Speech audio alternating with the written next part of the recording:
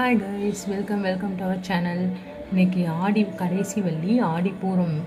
So இன்றைக்கி அம்பாளுக்கு பிடித்தமான ஒரு சூப்பரான ரெசிபி கோதுமை ரவை பாயாசம். வாங்க எப்படி பண்ணுறதுன்னு பார்க்கலாம்.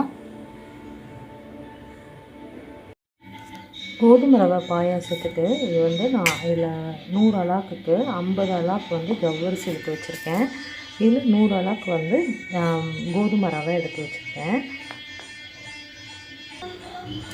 ஒரு அரை ஸ்பூன், 1 ஸ்பூன் நெய் ஊற்றிருக்கேன். அதில் இந்த ஜவ்வரிசியை போட்டு நல்லா வறுத்துடலாம்.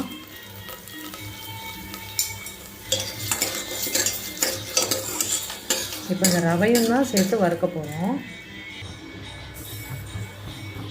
ரவையும் சேர்த்து போட்டு வறுத்துக்கலாம்.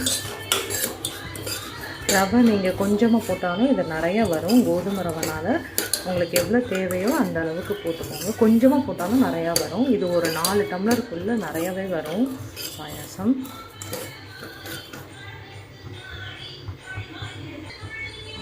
ரவை வந்து இந்த மாதிரி பொரிஞ்சிரும்.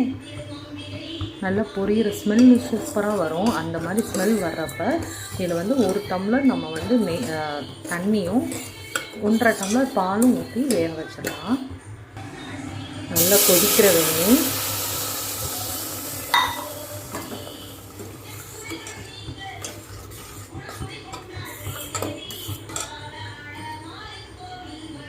இப்போது நம்ம பால் இங்கே நான் வந்து வச்சுருக்கேன். இந்த பால் வந்து ஒரு 1.5 டம்ளர் ஊற்றிக்கலாம்.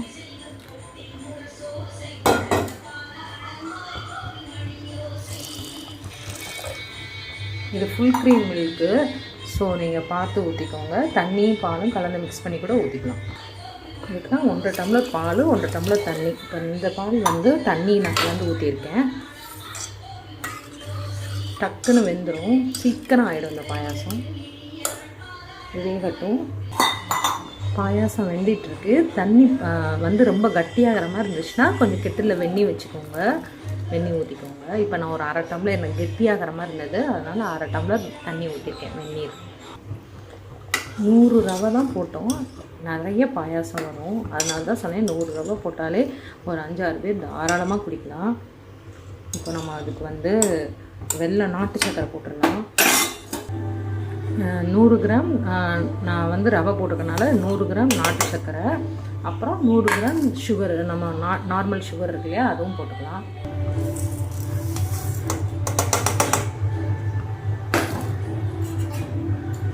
சிம்மில் வச்சு கிளறி விட்டுக்கோங்க. நாட்டு சக்கரை போட்டிங்கன்னா நல்ல ஃப்ளேவர் நல்லாயிருக்கும். ஸோ நான் அதனால தான் நாட்டு சக்கரை போட்டுக்கிட்டேன்.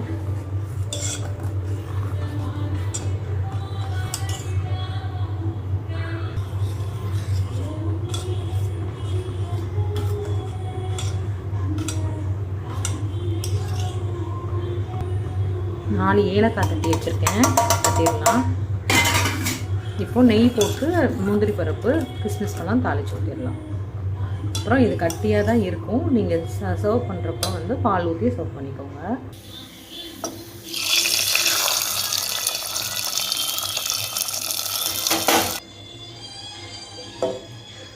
அவ்வளோதான், பாயாசம் முடிஞ்சிடுச்சு. கண்டிப்பாக நீங்களும் இதை மாதிரி செஞ்சு பாருங்கள், ரொம்ப நல்லாயிருக்கும், ஹெல்த்தியும் கூட. தேங்க்யூ ஃபார் வாட்சிங்.